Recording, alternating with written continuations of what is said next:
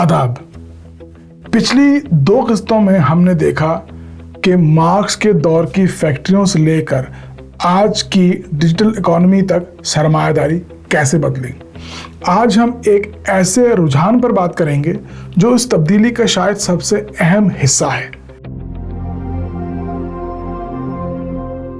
आगाज करते हैं इस सवाल से कि एंटरप्रेन्योरशिप है क्या। एंटरप्रेन्योरशिप महज कारोबार शुरू करने का नाम नहीं, ये मौक़ों को पहचानने, वसाइल को जमा करने और वैल्यू पैदा करने का एक अमल है।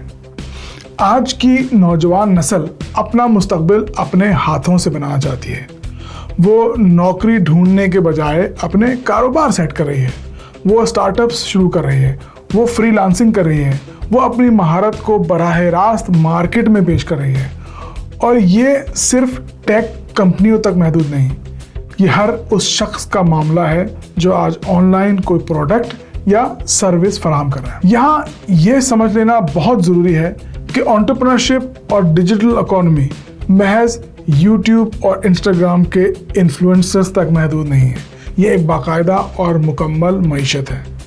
बरतानिया की डिजिटल इकोनॉमी 2025 में 1.2 ट्रिलियन डॉलर्स तक पहुंच चुकी है, जो इसे यूरोप की सबसे बड़ी डिजिटल मईशत बनाती है।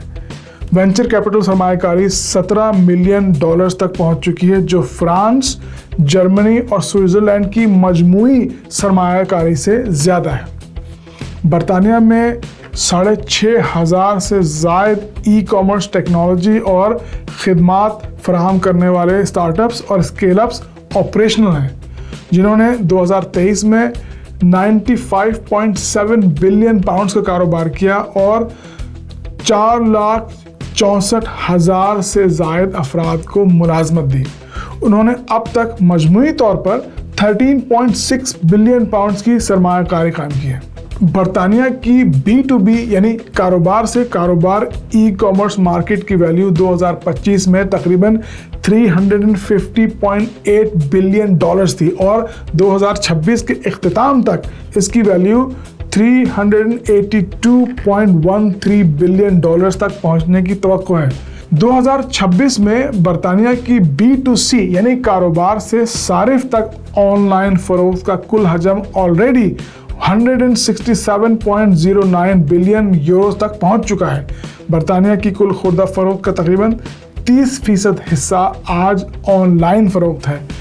हर 10 में से एक बरतानवी बालिग 2026 में कारोबार शुरू करने का इरादा रखता है और 52% कारोबारी अफराद का कहना है कि उनकी आमदनी का बुनियादी जरिया डिजिटल चैनल्स हैं।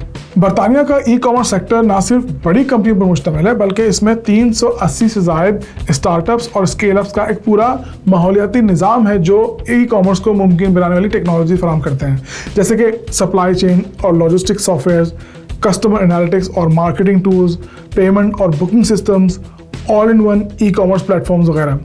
ये फर्में 11,700 से ज़ायद अफराद को मुलाजमतें देती हैं और उनकी मालियत 4.4 बिलियन पाउंड्स है। और ई कॉमर्स सिर्फ ऑनलाइन कारोबार तक महदूद नहीं, ये हाई स्ट्रीट को भी बदल रहा है।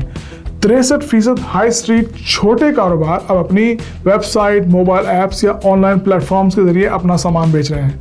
ये ओमनी चैनल रिटेलिंग है, जहां ऑनलाइन और ऑफलाइन कारोबार एक साथ मिलकर काम करते हैं। ये तब्दीली छोटे कारोबारों को भी नए बाज़ारों तक रसाई दे रही है और इनकी बका को मुमकिन बना रही है। यहाँ एंटरप्रेन्योरशिप और डिजिटल इकोनॉमी के असरात का जिक्र करना नागुज़ीर है। तो पहला असर, आज़ादी और खुद मुख्तारी। नौजवान नस्ल अब रिवायती 9 to 5 मुलाजमत को अपने करियर का वाहिद रास्ता नहीं समझती। वो अपना बॉस खुद बन सकती है, वो अपने औकात खुद तय कर सकती है और अपनी महारत को बराह रास्त मार्केट में पेश कर सकती है। दूसरा असर, तख्लीक का इजहार। डिजिटल प्लेटफॉर्म्स ने लाखों अफराद को अपनी तख्लीक को दुनिया के सामने रखने का मौका दिया है, चाहे वो एक छोटा सा ऑनलाइन स्टोर हो, एक पॉडकास्ट हो या एक डिजिटल प्रोडक्ट। अब हर कोई अपनी महारत और अपनी तख्लीक को मार्केट में पेश कर सकता है। तीसरा असर, मुआशी शराकत। برطانیہ کا ڈیجیٹل سیکٹر اب لاکھوں افراد کو روزگار فراہم کر رہا ہے اور معیشت میں اربوں پاؤنڈز کا حصہ ڈال رہا ہے۔ چوتھا اثر، چھوٹے کاروباروں کی بقا۔ آج آن لائن فروخت نے چھوٹے کاروباروں کو بڑے کاروباروں کے ساتھ مقابلہ کرنے کا موقع دیا ہے۔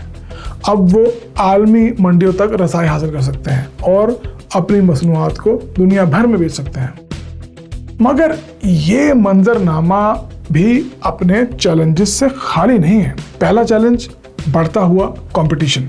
آن لائن کاروبار شروع کرنا پہلے سے کہیں زیادہ آسان ہے، مگر کامیاب ہونا مشکل تر ہوتا جا رہا ہے۔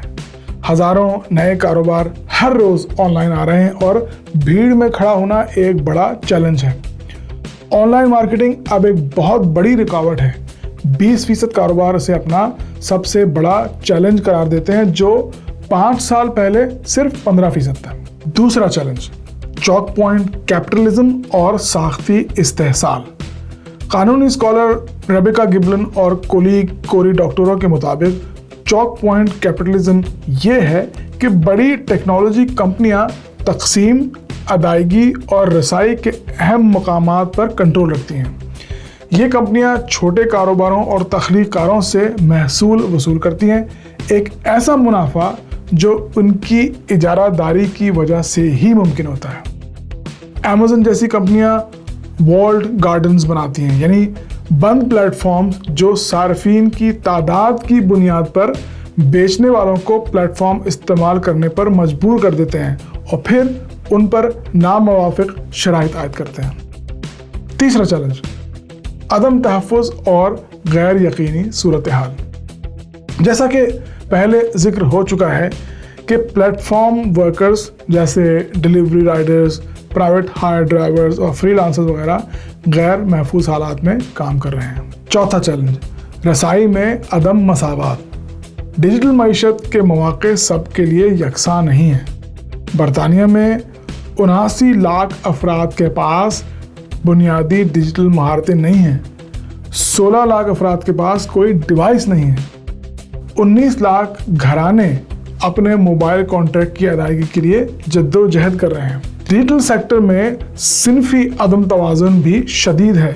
برطانیہ میں صرف 16% پروگرامرز خواتین ہیں اور 50 سال سے زائد عمر کے افراد اس تبدیلی میں سب سے زیادہ پیچھے رہ گئے ہیں۔ 9 میں سے 10 افراد جن کے پاس بہت کم ڈیجیٹل مہارتیں ہیں، ان کی عمر 50 سال سے زیادہ ہے۔ اب سوال یہ ہے کہ کیا ترقی پسند سوچ ان معاملات کو سمجھ پا رہی ہے، اور اگر نہیں تو کیا وہ اپنے آپ کو 21ویں صدی میں ڈھالنے کے لیے آج کے نئے سبق سیکھنے کے لیے تیار ہے؟ اگر ہاں تو یہ ہے پہلا سبق، انٹرپرینورشپ کو سرمایہ داری کا ایک اور ہتھ کنڈا نہ سمجھیں۔ یہ نوجوان نسل کی آزادی، تخلیق اور خود مختاری کا راستہ ہے جس ترقی پسند اقدار کے ساتھ جڑا جا سکتا ہے۔ دوسرا سبق، نئے اور اصل استحصال کو پہچانیں۔ پرانے استحصال کی جگہ نئے استحصال نے لے لی ہے۔ چوک پوائنٹ کیپٹلزم، الگورتھمک کنٹرول اور پلیٹ فارم ورک۔ ترقی پسند سوچ کو ان نئی شکلوں کو پہچاننا ہوگا اور ان کے خلاف عملی حلوں کی تلاش میں پیش قدمی کرنی ہوگی۔ تیسرا سبق، منصفانہ ڈیجیٹل تقسیم۔ ترقی پسند سوچ کو ڈیجیٹل تقسیم کو سماجی انصاف کا مسئلہ سمجھنا ہوگا۔ اسے یہ یقینی بنانے کے لیے نئی جدوجہد شروع کرنی ہوگی کہ ڈیجیٹل تقسیم ہر عمر، جنس اور طبقے کے افراد کے لیے اویلیبل ہو۔ ڈیوائسز تک رسائی کو بنیادی حق سمجھا جائے۔ پلیٹ فارم ورکرز کو تحفظ اور حقوق دیے جائیں۔ چوتھا سبق، پلیٹ فارم ورکرز کے لیے نیا تحفظ۔ ترقی پسند سوچ کو پلیٹ فارم ورکرز کے لیے ایک نیا سماجی معاہدہ تجویز کرنا ہوگا جو روایتی ملازمت کے تحفظات کو ڈیجیٹل دور میں ڈھالے۔ خلاصہ یہ ہے کہ انٹرپرینورشپ، اسٹارٹ اپس اور ڈیجیٹل اکانومی یہ سب نئے معاشی حقائق ہیں۔ یہاں مواقع بھی ہیں، چیلنجز بھی، آزادی بھی ہے، استحصال بھی، تخلیق بھی ہے اور عدم تحفظ بھی۔ ترقی پسند سوچ کا فرض ان نئی حقیقتوں کو نظر انداز کرنے کے بجائے انہیں سمجھنا، ان کے مسائل کو پہچاننا اور ان کے لیے عملی حل پیش کرنا ہے۔ جب تک ترقی پسند سوچ اس نئی دنیا کو سمجھنے میں ناکام رہے گی، وہ 21ویں صدی میں غیر متعلق رہے گی۔ مگر अगर वो इन नई हकीकतों को समझ सकी तो वो नौजवान नस्ल के लिए एक नया रास्ता इख्तियार कर सकती है। अगली वीडियो में हम डिजिटल इकोनॉमी के उस नए चेहरे का जायजा लेंगे जिसे सोशल मीडिया और पर्सनल ब्रांडिंग कहा जाता है। देखते हैं कि ये तरक्की पसंद सोच के लिए क्या चैलेंजेस और मौके रखता है। हमेशा की तरह आपकी राय का इंतजार रहेगा। मिलते हैं अगली वीडियो में। आदाब।